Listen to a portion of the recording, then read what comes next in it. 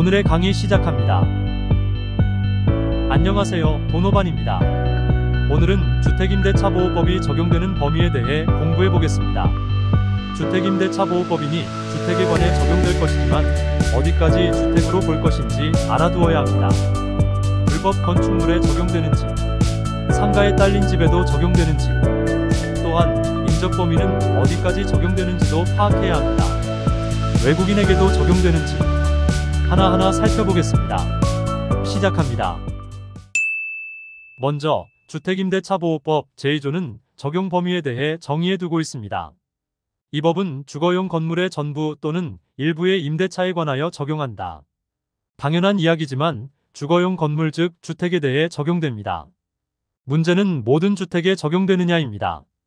공부상 근린생활시설인 건물을 주택으로 개조하여 사용하는 경우 주택임대차 보호를 받을 수 있을까요? 이 주택은 공부상 근린생활시설 즉 사무실 혹은 상가로 되어 있지만 현황은 다세대 주택으로 이용 중입니다. 주차 대수를 줄이기 위해 편법적으로 이용하는 방법으로 위반 건축물에 해당합니다. 이곳에 세든 임차인도 주택임대차보호법에 적용받을 수 있을까요? 가능합니다.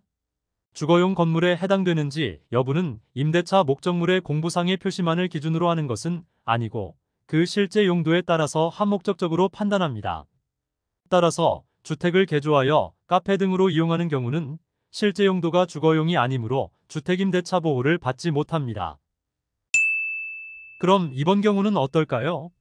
무허가로 불법 증축한 판넬로 된 임시주택으로 등기조차도 없는 건물에 새들어 산다면 주택임대차 보호를 받을 수 있을까요? 보호받을 수 있습니다. 임대차보호법은 그 취지가 사회적 약자 보호 측면이 강하므로 이런 세입자를 보호하는 것이 당연합니다. 주민등록만 되어 있다면 가능하다고 보시면 틀림없습니다. 다만 주거용 건물 여부의 판단 시기는 임대차 계약을 체결하는 때를 기준으로 합니다. 임대차 계약 체결 당시에는 주거용 건물 부분이 존재하지 아니하였는데 임차인이 그 후 임의로 주거용으로 개조한 경우에는 주택임대차보호법의 적용 대상이 되지 않습니다. 상가에 딸린 작은 방에 거주하는 경우는 어떨까요? 이는 종합적으로 판단해야 합니다. 면적이 주택 부분이 큰지 상가 부분이 큰지, 임대차 계약을 상가로 했는지 주택으로 했는지, 별도의 주거 공간이 따로 있는지 등. 판례는 별도의 주택이 없이 일상적인 거주 활동을 한다면 상가 부분이 크더라도 주택임대차보호법을 적용하고 있습니다. 이번에는 인적 범위에 대해 알아보겠습니다. 자연인으로서는 당연히 대한민국 국민이 대상입니다. 외국인은 원칙적으로 주택임대차보호법의 보호 대상이 될 수 없습니다.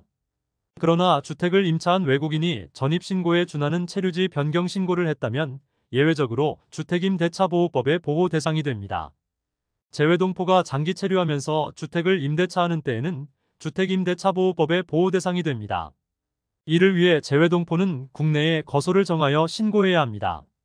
외국인의 체류지 변경 신고와 재외동포의 국내 거소 신고는 주민등록이 아닌 관계로 세대 열람에 나타나지 않습니다.